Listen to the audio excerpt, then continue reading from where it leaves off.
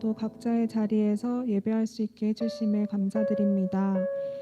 날마다 하나님을 더욱 사랑하고 알아갈 수 있도록 우리의 마음을 인도하여 주시고 말씀을 통해서 살아계신 하나님을 바라보며 힘있는 걸음을 내딛는 삶을 살아가게 해주세요.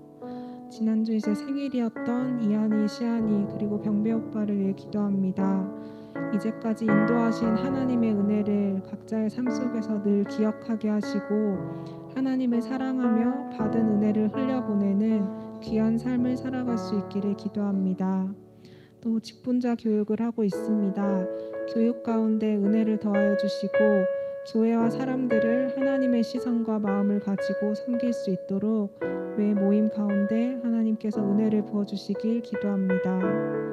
새가족반 그리고 GBS, 맘 GBS를 하고 있습니다. 우리가 함께 하나님의 말씀을 배우고 삶을 나누며 더욱 풍성한 교제가 있게 하여 주시고 복음이 흘러 퍼지는 시간이 될 수 있도록 은혜를 더하여 주세요. 그리고 생각나는 식구들이 있을 때 서로를 격려하고 축복하는 마음으로 기도하게 하시고 자주 보지 못하는 상황이지만 서로를 위해서 기도하며 기도로 연결되어 있는 공동체를 풍성하게 경험하게 해주세요. 오늘 예배를 우리의 전심을 다해서 드리기를 원합니다. 죄인된 우리를 살리시고 의롭게 여겨주시며 사랑스럽지 않을 때에도 사랑스럽게 바라보시는 하나님의 은혜를 잊지 않게 해주세요. 말씀을 전하시는 목사님이 영육간의 강건함을 더해 주시고 오늘 이 주일 예배를 통해 우리의 삶을 드리는 또 다른 한 주의 시작이 될 수 있기를 원합니다. 감사드리며 예수 그리스도의 이름으로 기도합니다. 아멘. 말씀 제목 같이 한번 읽어봅시다. 시작. 네, 요한복음 6장 22절에서 29절인데요. 제가 읽겠습니다. 이튿날 바다 건너편에 서 있던 무리가 배 한 척 외에 다른 배가 거기 없는 것과 또 어제 예수께서 제자들과 함께 그 배에 오르지 아니하시고 제자들만 가는 것을 보았더니, 같이 읽을까요? 시작.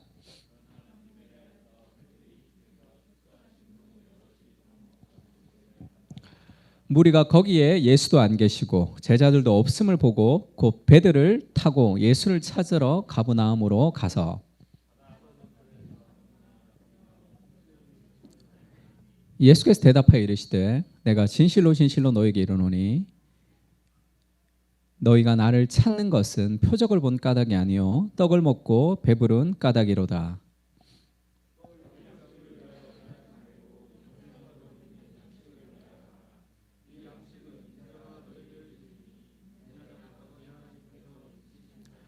그들이 묻되 우리가 어떻게 하여야 하나님의 일을 하오리이까?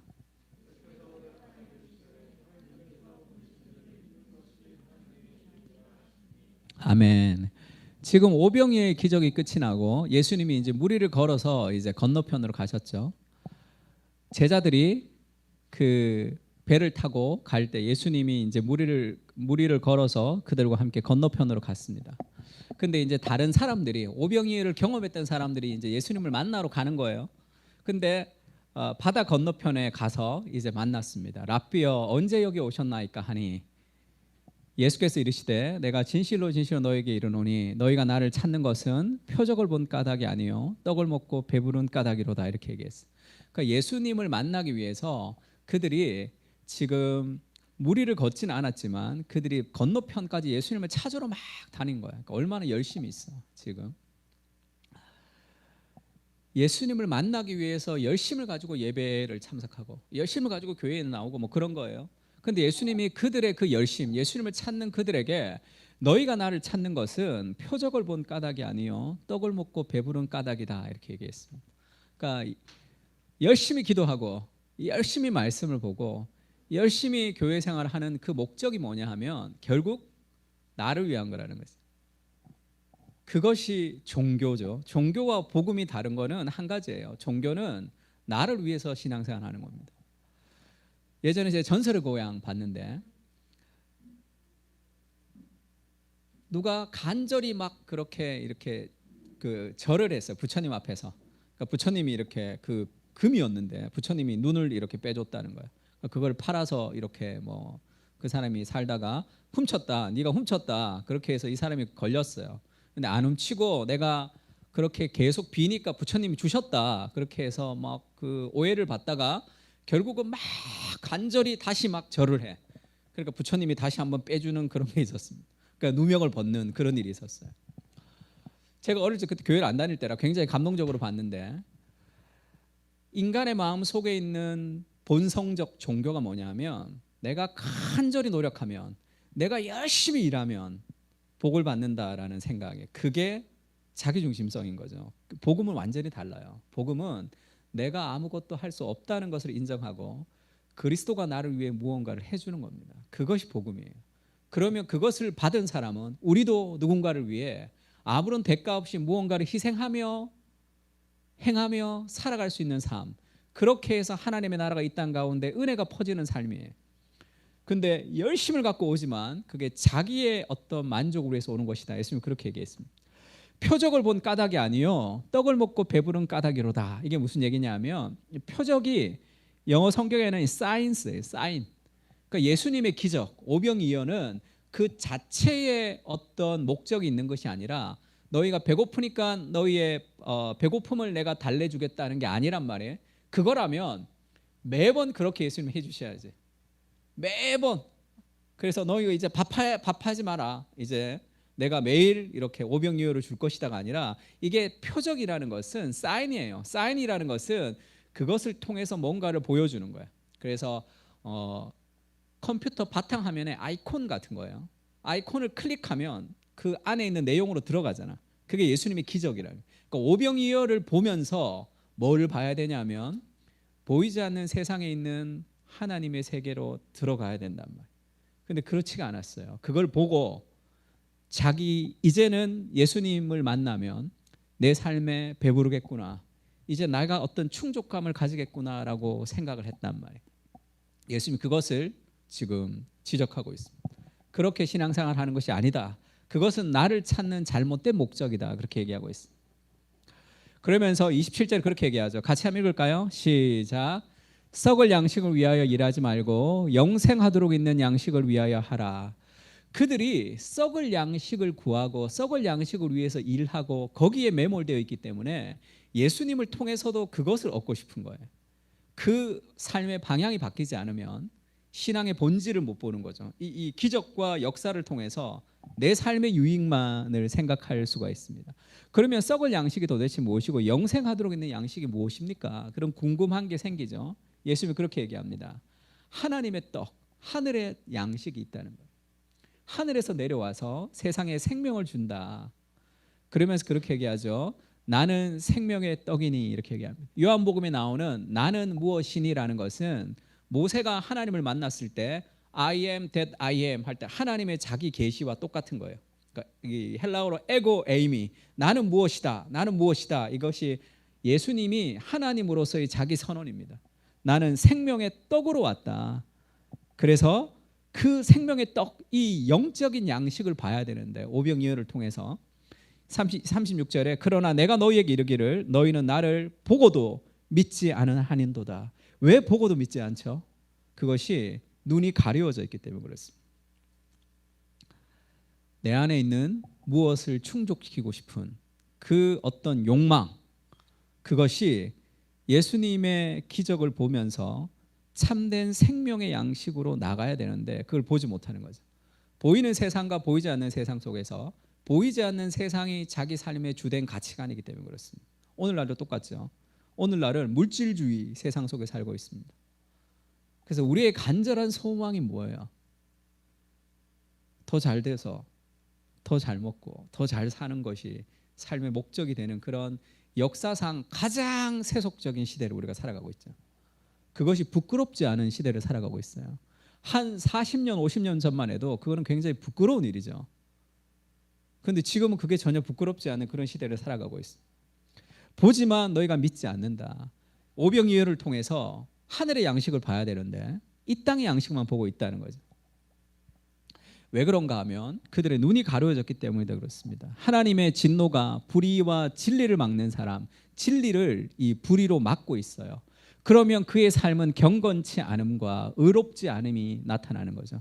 하나님을 알만한 것을 그들에게 보여주셨지만 그들이 그걸 받을 수가 없어요. 21절을 이렇게 얘기합니다. 하나님을 알되 하나님을 영화롭게도 아니하며 감사하지도 아니하고 오히려 그 생각이 허망하여지며 미련한 마음이 어두워졌나니 스스로 지혜 있다 하나 어리석게 되어 썩어지지 아니하는 하나님의 영광을 썩어질 사람과 새와 짐승과 기어다니는 동물의 모양의 우상으로 바꾸었다. 이게 우상 숭배죠. 우상 숭배는 하나님의 영광을 보지만 눈이 가려워져 있어요. 그거를 올바로 보지 못합니다. 그럼 그걸 왜곡시키죠. 그래서 하나님께 돌려야 될 영광을 마음이 어두워졌기 때문에 다른 것으로 대체해 버린다고.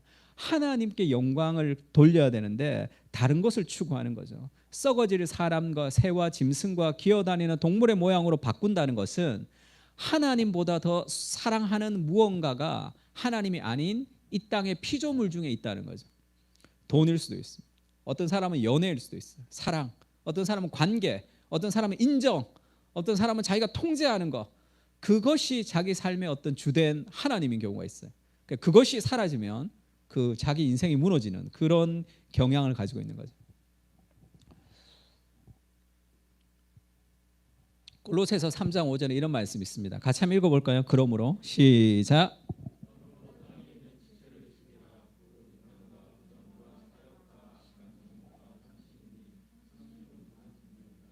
탐심은 우상 숭배다 이렇게 얘기하죠.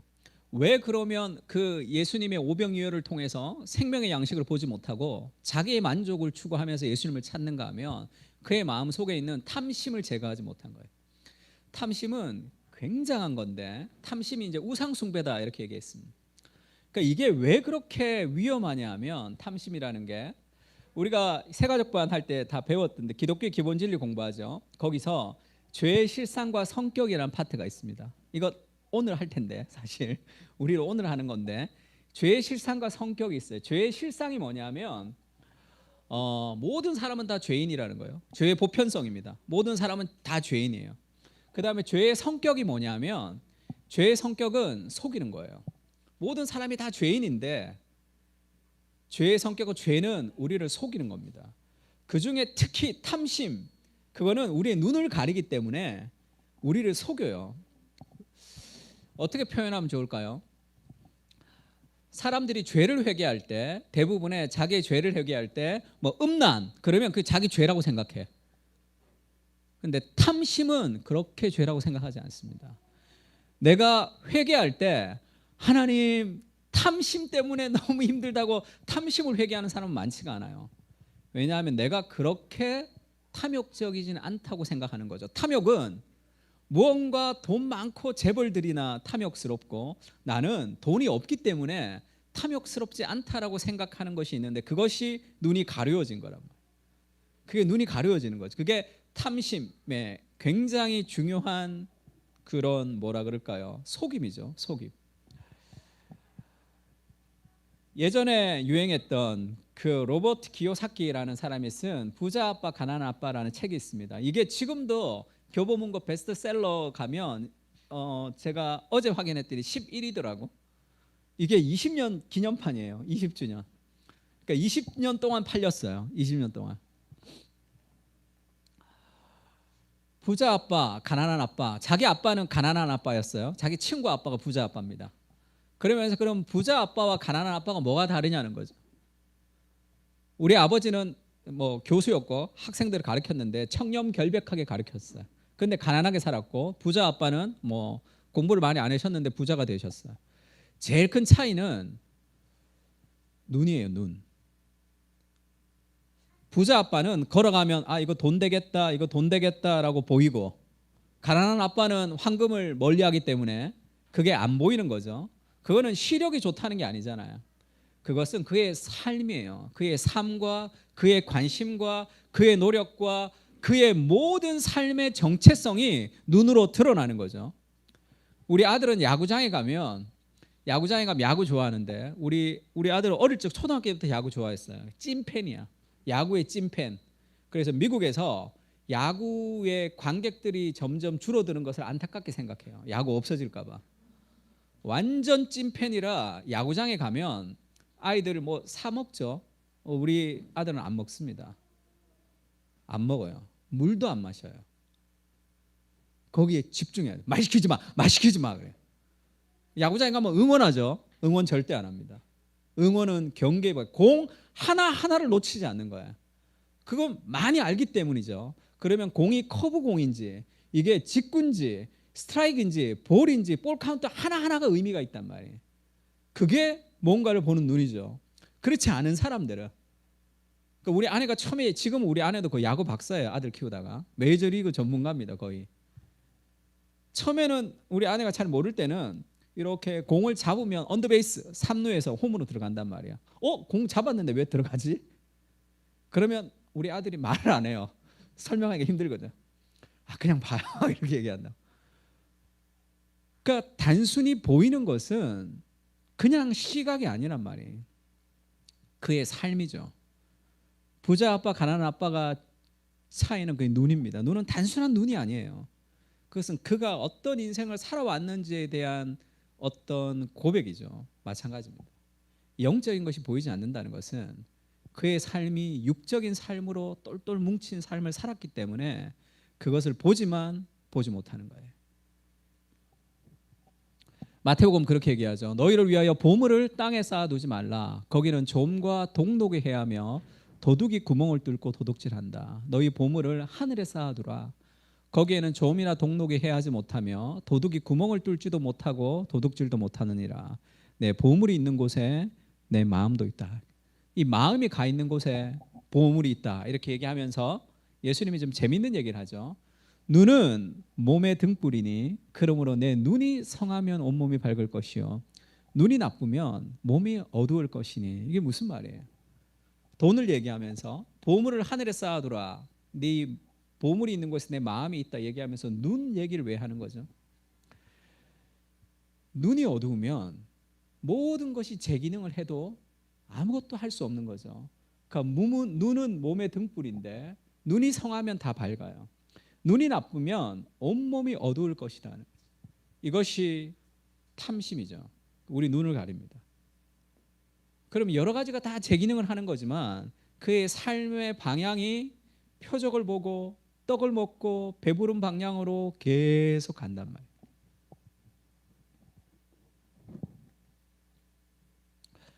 이 추래 추가 작년에 비시카드 여러분 모두 부자 되세요 이런 그 광고를 한번 했습니다. 이게 원래 어떤 광고냐면 IMF 때 나왔던 2002년도에 이 김정은 씨가 전성기 때 얘기했던 비시카드 이렇게 흰 눈이 있는데 1월 1일 날 딱 이 그 CF가 나왔어요. 나와서 여러분 부자 되세요 꼭이요 이거 다 끝이에요. 그다음 마지막에 부자 되세요라고 이제 광고가 끝이 났어요. 2002년도에 나왔습니다. 제가 좀 깜짝 놀랐던 게 저게 굉장히 호응을 받았어요. 그러니까 그 전에도 그런 기류가 좀 있었지만 공중파에서 대놓고 부자가 되라는 이것 자체가 사람들에게 긍정적인 효과를 가지고 온다는 것은 이것이 저는 기점인 것 같아요. 부자 되라 하는 그것을 그냥 굉장한 어떤 뭐라 그럴까요?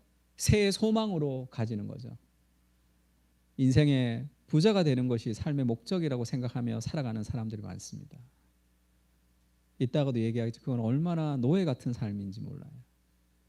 복음은 우리를 자유인으로 만든단 말이에요. 30년 전과 달라진 초등학생의 장래 희망이 연예인과 건물주라는 거예요. 왜 건물주죠? 앉아서 돈 버니까. 이게 초등학생들의 장래 희망이에요. 왜 초등학생들이 저런 장래 희망을 가질까요? 그게 문화의 내러티브죠. 그런 문화가 우리를 휩쓸고 있습니다. 자본주의, 물질주의, 소비주의 생활 속에서 그것이 우상처럼 되는 거죠. 이게 당연한 것이라고 생각한단 말이에요. 초등학생들만 그래요? 아빠들도 그렇죠. 성인 남녀들이 꿈꾸는 직업이 1위가 창업인데 그냥 창업이 아니에요. 창업 성공자예요. 창업 성공자. 왜? 돈 많이 버니까. 그 다음에 건물주가 2등입니다. 공무원. 왜? 안정적으로 돈 벌 수 있으니까겠죠. 기타, 전문직, 그 다음에 유튜버, 대기업 임원. 지금 이 잡 코리아에서 가졌던 이 우리나라 성인 남녀들의 가장 큰 이 그 직업의 순서는 뭐예요? 다 돈이죠. 다 돈이에요. 돈 많이 버는 거. 그것을 굉장히 꿈꾸며 살아갑니다. 그것이 괜찮다고 생각하는 거죠. 그리고 우리도 그것이 어떤 삶의 어떤 비전이라고 생각하며 살아갑니다. 그러면 눈이 가리는 거예요. 눈이 가려서 표적을 보고 생명의 떡을 바라보지 못하고 삶에서 이 땅의 것을 추구하며 살아갑니다. 우린 그렇게 태어난 존재들이 아니라고. 디모데전서 6장 9절만 한번 읽어볼까요? 크게 시작.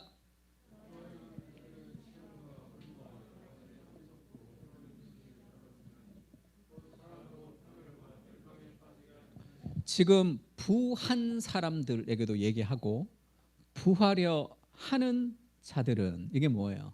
지금 별로 부하진 않죠. 근데 그들의 소망이 뭐예요? 부하고 싶은 거죠. 나는 부자가 되고 싶다는 그 소망, 그것이 성경에서는 괜찮은 것이 아니다 얘기한다. 모든 사람들은 그것이 다 괜찮다고 생각하죠. 시중에 나가봐. 지금 베스트셀러 책 중에 많은 퍼센테이지는 다 주식 아니면 재테크입니다. 거기에 사람들이 관심이 있죠. 몇 년에 몇억 버는 거. 부하려 하는 것, 내가 부자가 되고 싶은 마음이 그게 왜 문제가 되는가? 시험과 올무와 여러 가지 어리석고 해로운 욕심에 떨어지는데 사람으로 파멸과 멸망에 빠지게 하는 것이라 성경은 그렇게 얘기하죠. 돈을 사랑하는 것이 일만하게 뿌리가 되나니 이것을 탐내는 자들은 미혹을 받아 믿음에서 떠나 많은 근심으로 자기를 찔렀도다. 돈을 사랑하는 것이 왜 그렇게 일만하게 뿌리가 되냐면, 왜 돈을 사랑하죠? 돈은 하나님 자리에 두는 유일한 존재예요. 돈과 하나님을 겸하여 섬기지 못한다. 돈은 신이란 말이에요. 왜 그렇습니까?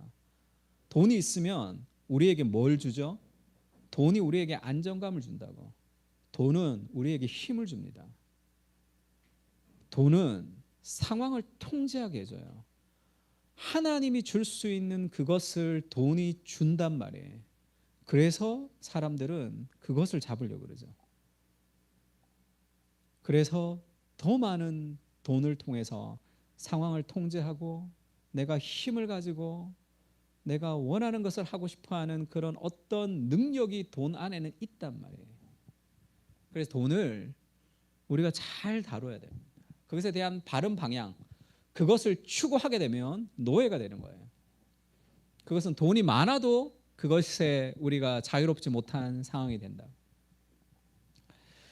6장 11절은 그렇게 얘기하죠. 오직 너 하나님의 사람아, 그러나 너 하나님의 사람아, 이것들을 피하라. 하나님의 사람은 그렇게 살아가는 삶의 방식이 아니라는 거예요. 여러분, 부자 되고 싶습니까? 그것이 여러분의 인생의 어떤 중요한 소망이에요. 그러면 여러분의 삶에 근심이 많을 거예요. 늘 근심, 염려, 두려움이에요. 돈을 우상 숭배하면 돈은 두 가지로 우리를 이끌어갑니다. 첫 번째는 두려움이에요. 돈이 없는 것에 대한 비참함, 돈이 없는 것에 대한 두려움을 우리에게 몰아넣죠. 두 번째는 교만이죠. 돈이 많이 생기면 그것을 내가 노력해서 얻은 것이라고 생각합니다. 은혜를 배제한 삶의 생각이 되는 거죠. 지금 어디서 제가 봤는데 8시에 칼기상, 8시 좀 너무 늦기도 한데 이 사람은 8시에 칼기상이에요. 벌떡 일어났습니다. 전고점 돌파가 무슨 말인지 알아요? 우리 주린이들은 다 알 텐데 전고점 주식 얘기하는 거예요. 칼기상에서 뭐 하는 거죠? 주식 보잖아. 제발 하나님 이렇게 그러니까 뭐 주식 괜찮아요. 주식은 성경적인 주식 얘기했죠. 잉여의 재산으로 장기 투자. 제일 좋은 것은 기술과 실력은 있는데 돈이 없는 회사들을 돕는, 그것을 통해서 비즈니스 세상을 조금 더 우리가 섬기는 것으로서 주식도 괜찮다 얘기했습니다. 내가 돈을 벌기 위해서 주식을 한다 그러면 뭐가 문제가 되냐면 아침에 일어나면 내 모든 생각이 다 거기에 올인되어 있는 거죠. 그것은 우리를 근심하게 하고 우리를 신앙적인 마음을 가지지 못하게 하는 그렇게 되죠. 아침에 벌떡 일어나서 그걸 본단 말이에요. 비트코인은 그것도 없잖아. 밤새 봐야 되잖아. 이 끝나는 게 없으니까 24시간 돌아가니까 그 자체가 우리를 더 영적이지 못하게 하는 거죠. 그럼 목사님, 우리가 돈을 그러면 멀리 해야 됩니까? 그렇지가 않죠. 그 예수원을 설립하셨던 대천덕 신부님 계세요. 누가 그런 얘기 하더라고요. 대천덕 신부님에게 자기가 정말 많은 영향을 받았는데 제일 큰 영향을 받은 사건이 있대요. 이 신부님이 서울에서 교회에서 강의하시고 이제 강사료를 주니까 돈을 탁 받으시더니 그렇게 얘기하시대요. 아, 이거 너무 좋단 말이야. 이렇게 얘기하더래. 그래서 자기가 그게 너무 큰, 가장 큰 은혜를 받았다. 돈 없이는 살 수 없잖아요. 우리가 뭐 돈 없이 어떻게 살 수 있냐. 돈 없어 봐. 얼마나 삶이 비참해지는데. 그래서 돈은 우리를 두렵게도 하고 교만을 가지게도 하죠. 그러니까 돈 필요하죠. 돈 필요합니다. 그러니까 돈을 열심히 버는 것도 당연하죠.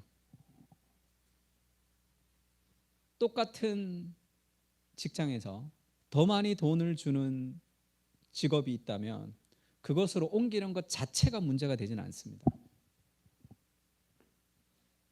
그것도 좋다고 봐요. 그러나 그것을 추구하는 거, 그거는 좀 다른 거예요. 그럼 거기에 올무가 됩니다. 그러니까 돈이라는 것은 따라오는 거예요.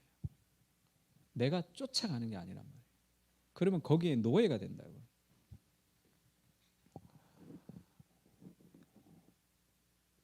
한 사람이 두 주인을 섬기지 못할 것이니 혹 이를 미워하고 저를 사랑하거나 이를 중히 여기고 저를 경히 여김이라. 너희가 하나님과 재물을 겸하여 섬기지 못하느니라.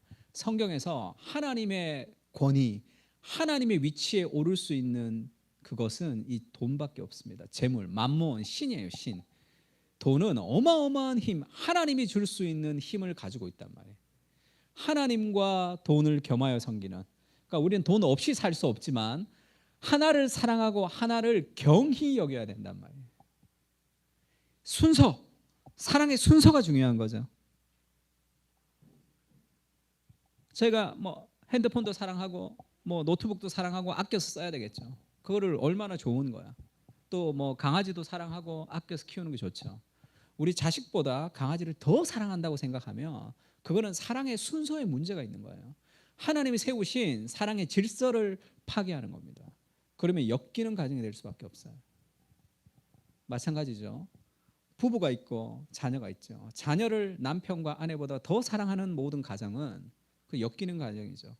그건 건강해질 수가 없습니다. 가정 자체가. 그건 사랑의 순서를 뒤바꾼 것이기 때문에 그렇죠. 재물도 마찬가지예요. 하나님을 가장 사랑하고 이것은 경히 여기는 순서가 다른 거죠. 재물, 하나님 위치에 놓으면 우리의 모든 신앙생활은 다 거기에 귀결될 수밖에 없어요. 이렇게 힘이 있다는 걸 알아야 돼요. 그래서 떡을 먹고 배부른 거, 그거는 힘이 있다는 걸 좀 알아야 됩니다. 반지의 제왕에 보면 반지의 제왕에서 돌킨이 성경적으로 썼죠. 반지의 제왕은 뭐 영화도 한번 몇 번씩 보세요. 책도 좋습니다. 거의 성경적인 그 내용이 반지의 제왕 안에 가득 들어있어요. 그리스도 중심적으로 성경을 한번 읽고 반지의 제왕 다시 한번 보세요. 더 많은 게 보입니다. 이 반지가 뜻하는 게 뭐죠? 그 반지를 가지고 있으면 그것을 다스릴 힘이 없을 만큼 심령을 증폭시키죠. 인간의 욕망을 상징합니다.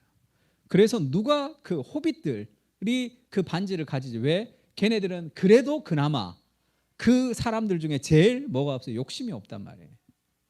그래서 그 반지는 인간의 욕심과 만나서 증폭시키는 거죠. 그러니까 마지막에 그 주인공도 반지를 떨어뜨려야 되는데 결국 반지를 자기가 끼려고 막 그런단 말이에요. 그 삶에, 그것이 우리가 살아가는 삶의 어떤 욕망이란 말이에요. 그것이 굉장히 강력한 욕망으로 우리를 지금 밀고 오고 있는 세상을 살고 있다고 생각하지 않으면 우리는 거기에 노예가 되어 살아갈 수밖에 없습니다. 왜? 다 그렇게 살아가거든요. 그게 문화적 내러티브란 말이에요. 골룸이 되기 전에 스미골이죠. 반지 만나서 친구 죽이죠. 그리고 나서 이 반지를 가지고 my precious 하다가 결국 그것을 오래 가지고 있으면서 어떻게 되는 거예요? 점점 골룸화 되는 거죠. 그게 점점 자기를 더 오래 살게 하지만 점점점 피폐한 인생으로 만들어 간단 말이에요. 그러니까 반지가 그 별거 아닌데 그 놓기가 그렇게 힘든 거죠. 그것이 우리 안에 있는 욕망을 자극하는 어떤 세상의 물질적 사랑이라고 생각하면 됩니다.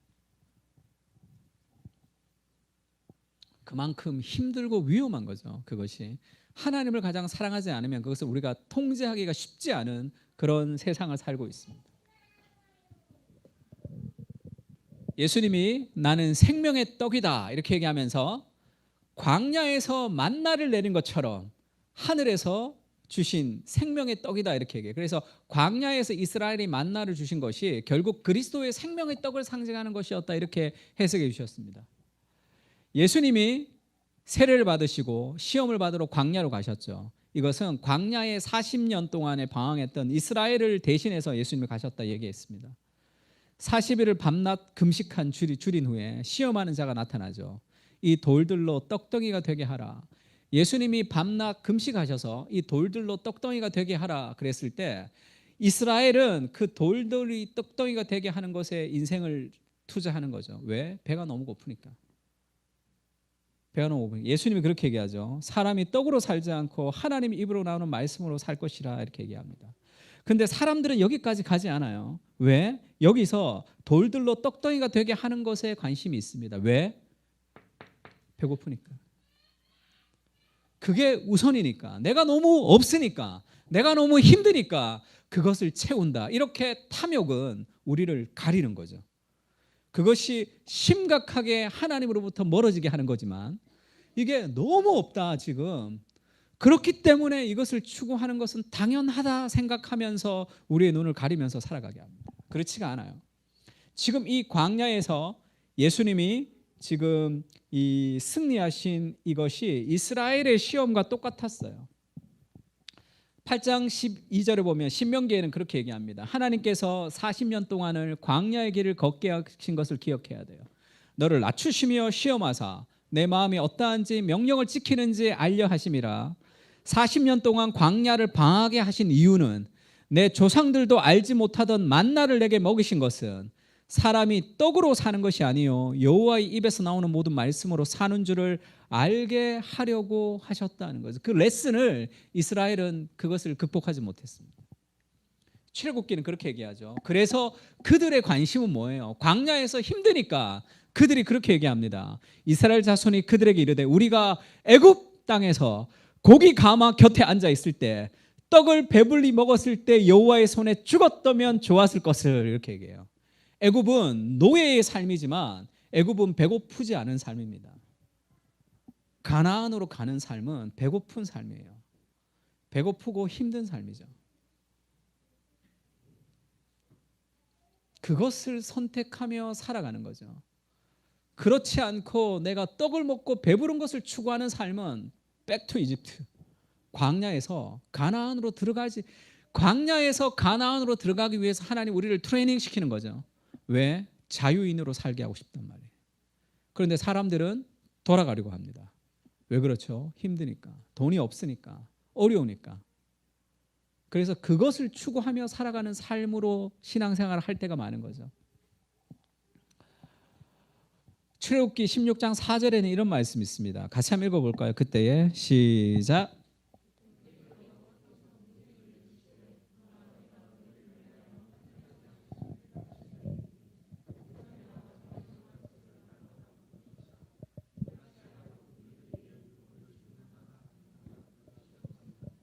이게 무슨 말이죠? 지금 하나님의 말씀을 우리가 순종할 수 없는 이유가 뭔지 압니까? 하나님, 먹을 게 없어서 그래요. 그렇게 얘기하는 거죠. 내가 하나님의 말씀에 순종하지 못하는 이유가 뭔지 압니까? 직장 생활이 바빠서 그래요. 하나님의 말씀에 순종하지 못하고 내가 다른 것을 추구하며 살아가는 이유가 뭔지 압니까? 내가 아이 키우는데 너무 바빠서 그래요. 그렇게 얘기한단 말이에요. 하나님이 그렇게 얘기하죠.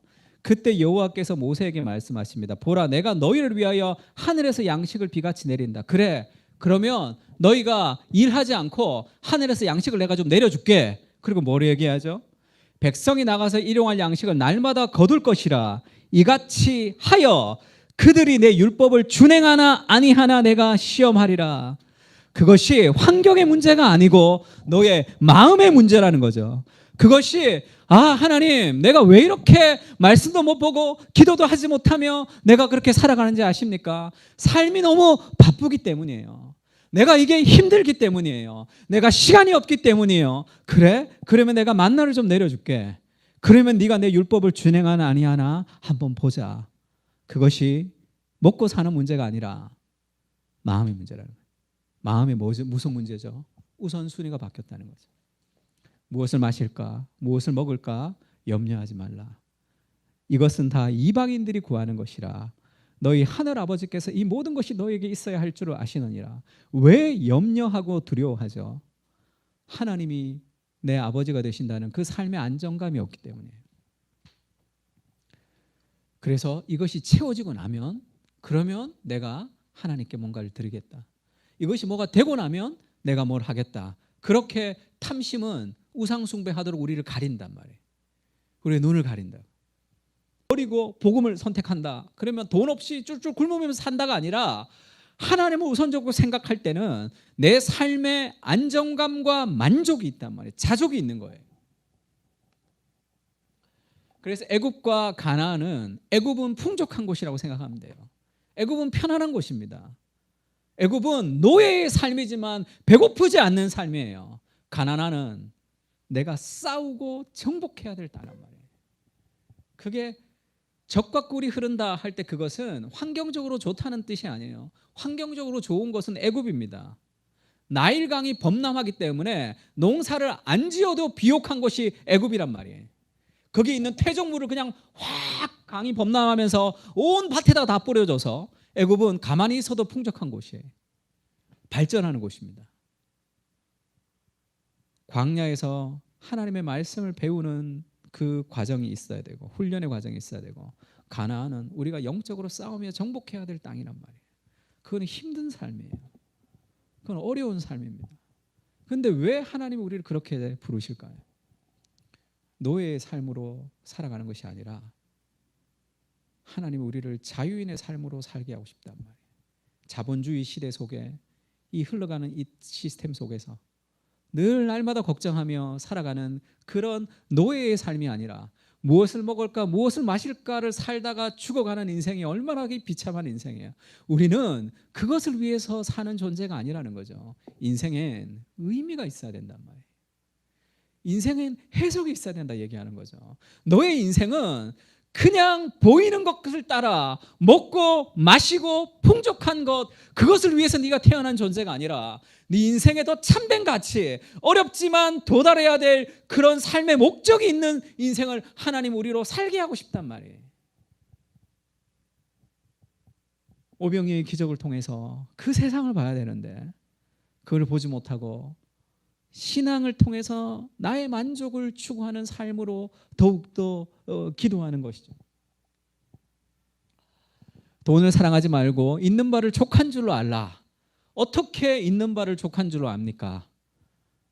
친히 말씀하시기를 내가 결코 너희를 버리지 아니하고 너희를 떠나지 아니하리라. 내가 결코, 같이 한번 읽을까요? 시작. 내가 결코 너희를 버리지 아니하고 너희를 떠나지 아니하리라. 이거를 좀 신뢰해야 돼.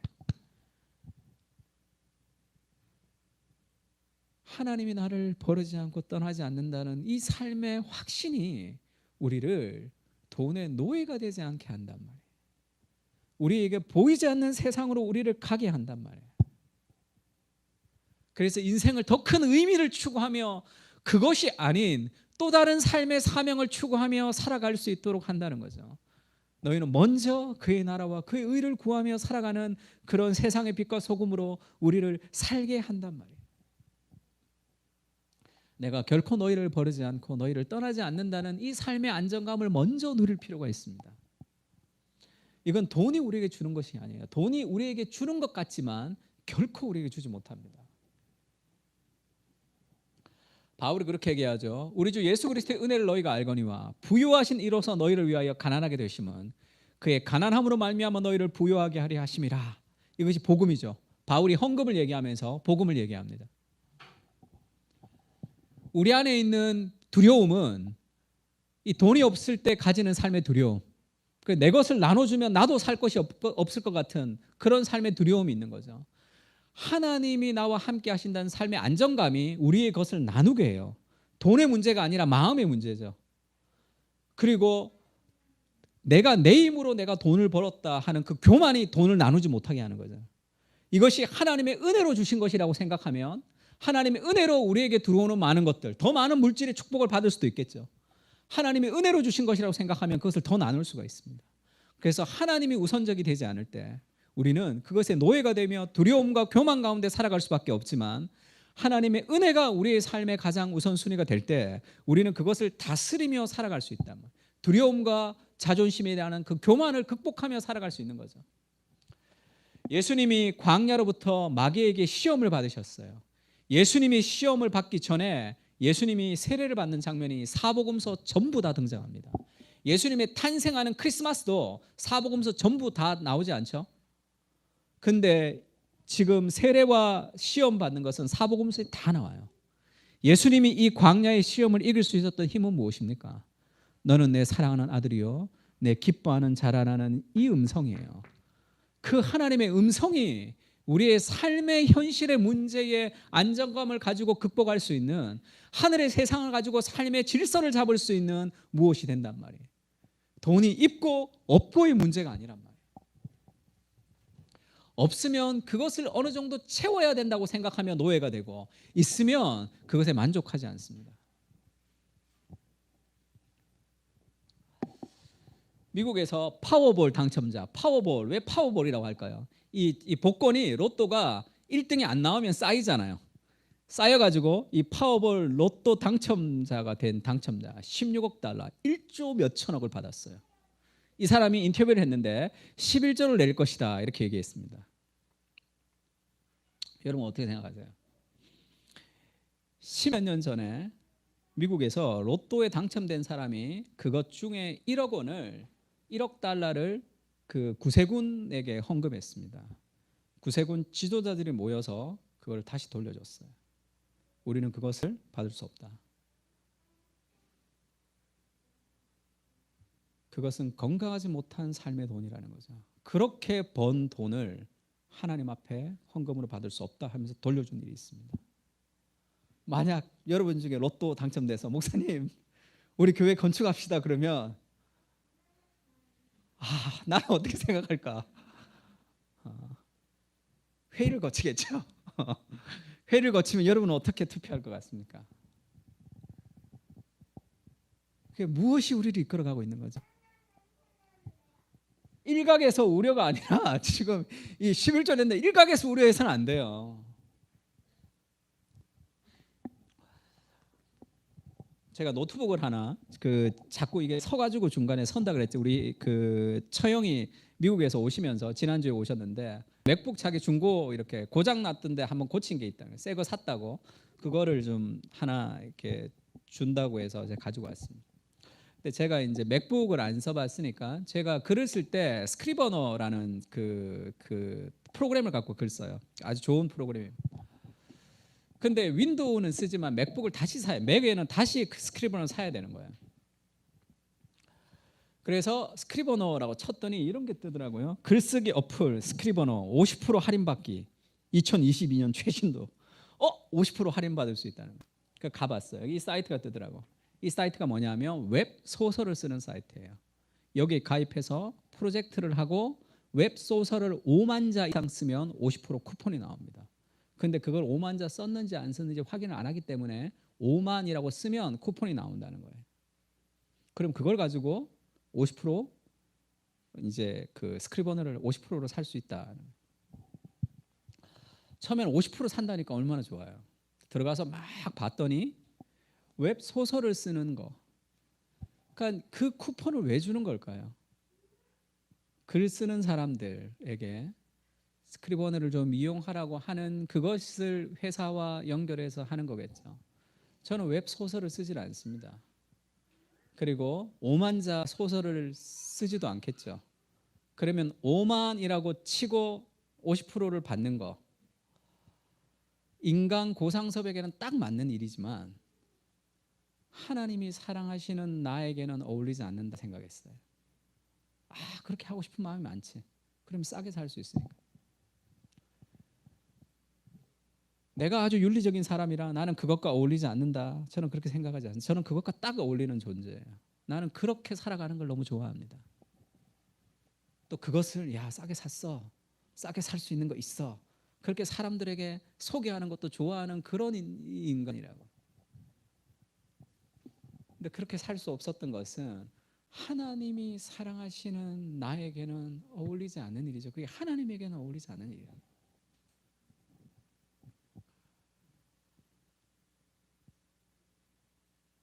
그랬더니 또 우연치 않게 윈도우 쓴 사람들에게는 어차피 50% 할인이 되더라고요. 나중에 알았어요. 윈도우 쓰는 사람은 정식적으로 50% 할인이 되더라고요.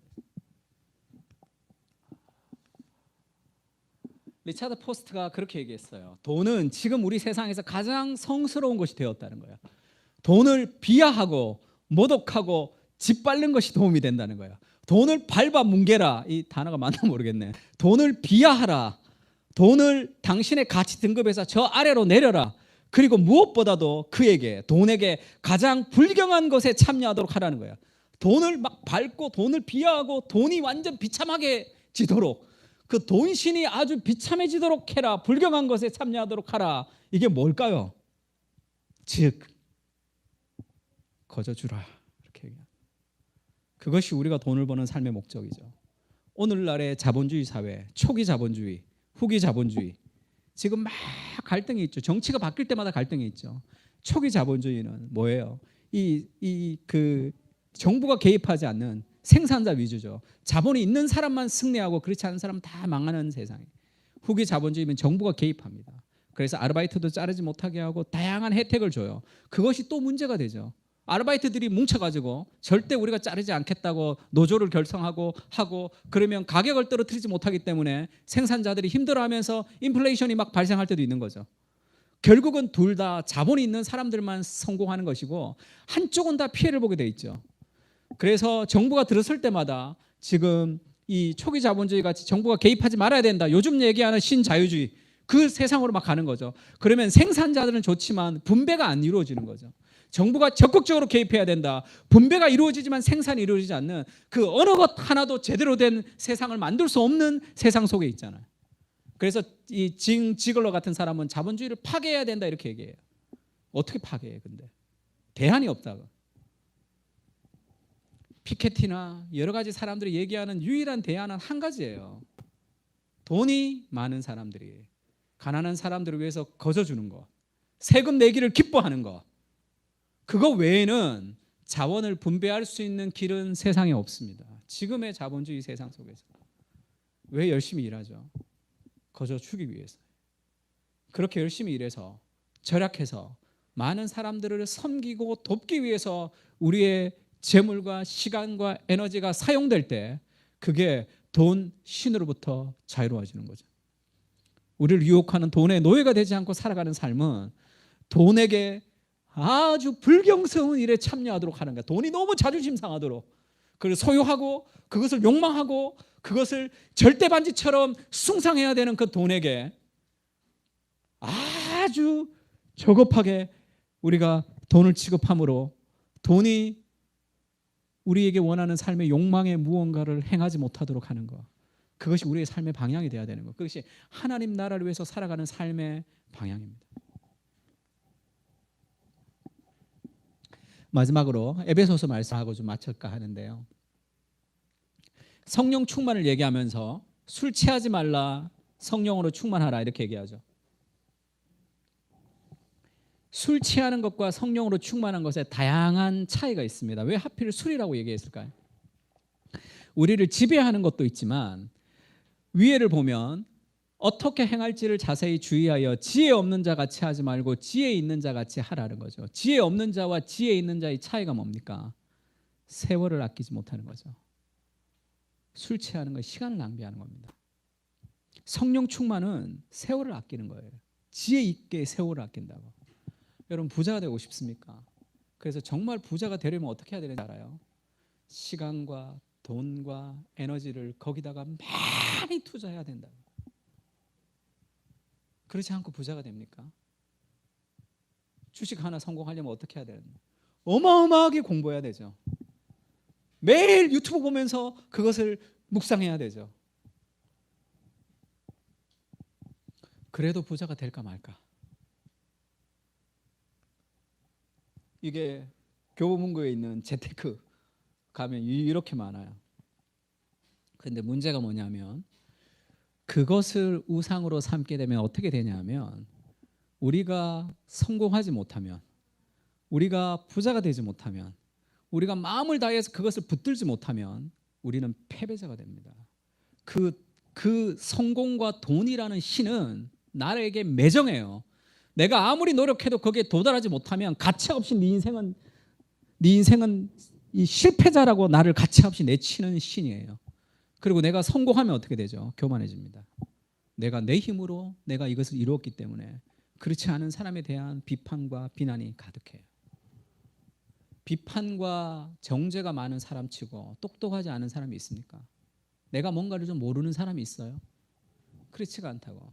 그러니까 이것을 신으로 두게 되면 내가 끝없이 욕망 가운데 추구하지만 도달하지 못하면 실패자가 되고 완전히 나를 이렇게 버려버리고, 성공하면 내가 거기에 노예가 돼서 교만해지는, 그렇게 된단 말이에요. 예수님은 그렇지 않습니다.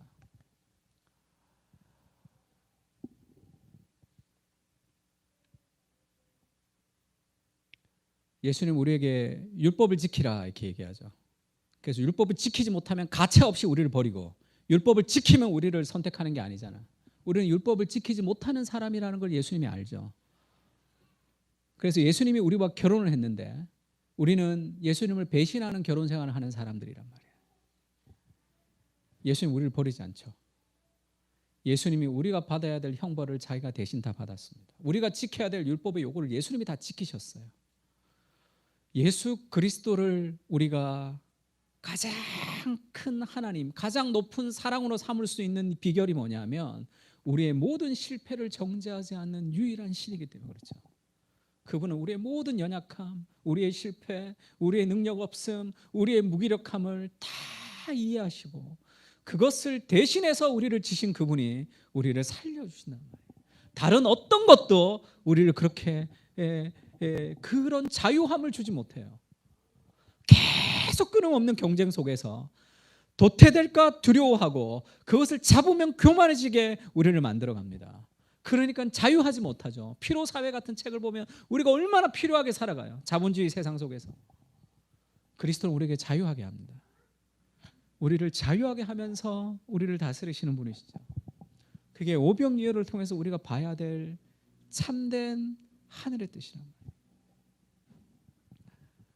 아, 하나님이 우리를 먹이시는구나. 사람이 떡으로 살지 않고 말씀으로 살아가는 것이구나는 그 삶의 확신이 있을 때 우리는 이 피비린내 나는 자본주의 세상 속에서도 돈을 흘려보내고 우리의 성공을 흘려보내고 우리의 인생을 흘려보내는 하나님의 방식으로 살아갈 수 있는 유일한 하나님의 사람들이 되는 거죠. 돈을 사랑하며 일만하게 뿌리가 되다니 그것이 믿음에서 떠나 많은 근심으로 자기를 찔렀도다. 오직 너 하나님의 사람아, 이렇게 얘기하죠. 하나님의 사람으로 하나님이 우리를 부르셨고 그 그리스도께서 우리의 하나님이 되시면서 우리를 참된 자유인으로 부르셨다는 그 삶의 소망을 가지고 우리가 좀 살았으면 좋겠습니다. 찬양 하나 할까요? 가사가 잘 보이는지 모르겠는데 가사가 좀 어둡네. 주님의 그 모든 것이 내 삶을 가득 채우네. 내 모든 갈증과 필요 주 사랑으로 만족시키니 부족함 없네.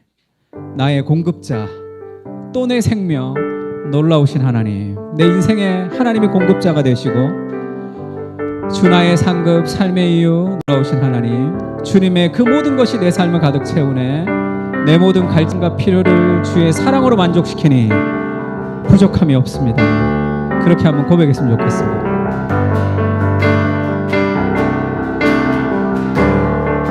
주님의 그 모든 것이 한번 기도했으면 좋겠는데 오늘 말씀 생각하면서 한번 기도했으면 좋겠습니다.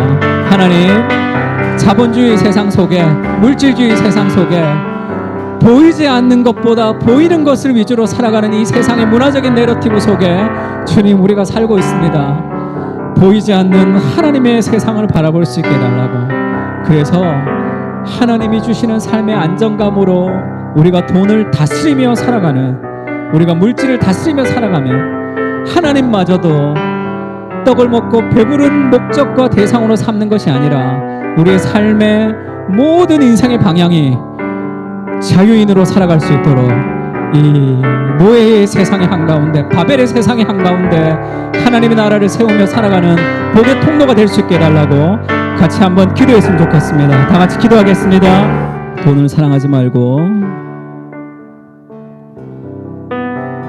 있는 바를 족한 줄로 알라. 그가 친히 말씀하시기를 내가 결코 너희를 버리지 아니하고 너희를 떠나지 아니하리라. 그러므로 우리가 담대히 말하되 주는 나를 돕는 이시니 내가 무서워하지 않겠노라. 주님, 이것이 우리의 고백이 될 수 있게 주님 도와주십시오. 우리의 삶에 물질주의 세상 속에 우리가 살아갑니다. 무엇을 먹을까, 무엇을 마실까, 더 많은 것, 더 좋은 것, 나를 위해서 그들의 신이 배라 얘기하며 나의 배를 채우며 살아가는 삶을 살아가는 것이 아니라 우리는 세상의 문화적인 내러티브 속에서 노예로 살아가는 것이 아니라 그곳에서 해방된 참된 자유, 그리스도께서 우리에게 주시는 참된 자족을 누리며 살아가는 사람들입니다. 우리의 삶이 하나님의 은혜를 세상에 흘려보내는, 시간과 돈과 에너지를 세상 가운데 흘려보내는 귀한 복의 통로가 될 수 있게 주님 도와주시옵소서. 우리에게 주시는 삶의 안정감을 가지고 살아갈 수 있게 주님 도와주십시오. 우리 삶의 사랑의 질서를 가지고 살아갈 수 있게 주님 도와주십시오. 우리의 실패와 우리의 좌절에도 우리를 끝없이 용서하시고 우리를 사랑하시는 참된 신이 되시는 예수 그리스도의 그 인격을 경험하며 우리가 자유한 인생을 살아갈 수 있게 주님 도와주셔서 무엇을 마실까 무엇을 마실까 근심하는 것이 아니라 주님의 나라와 그 의를 간구하며 살아가는 인생의 의미와 사명이 있는 삶을 살아갈 수 있도록 주님 은혜를 베풀어 주시옵소서. 이제는 우리 주 예수 그리스도의 은혜와 하나님 아버지의 무한하신 사랑과 성령님의 교통하시는 은사가 물질주의 세상의 한가운데서 복음의 참된 자유를 누리며 하나님을 가장 사랑하며 물질을 다스리며 살아가기를 다짐하고 돌아가는 사랑하는 그 사랑교회 교인들과 하나님의 백성들 머리 위에 이제부터 영원까지 함께 계실지어다. 아멘.